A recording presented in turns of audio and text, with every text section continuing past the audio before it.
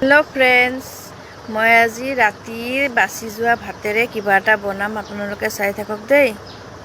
Hello' friends, এয়া ৰাতি বাচি যোৱা ভাতখিনিৰে আজি কিবা এটা বনাম, আপোনালোককো দেখাই আছোঁ। বেছিভাগ মানুহে ৰাতিৰ ভাত নেখায়, পেলাই দিয়ে হয়নে? কিন্তু এই পেলনীয়া বস্তুৰে কিবা এটা বনাই মানুহে খাবও পাৰে। চাওক, এই ভাতখিনি এতিয়া মই কি কৰিম, ৰ'দত দি দিম। এই দেখিছেনে, এয়া ৰ'দত দি দিছোঁ। ভাতখিনি ধুনীয়াকৈ ধুইছোঁ, ধুই মেলি ৰ'দত এনেকৈ মেলি দিলোঁ। এদিন বা দুদিন ধুনীয়াকৈ ৰাখিম এইটো।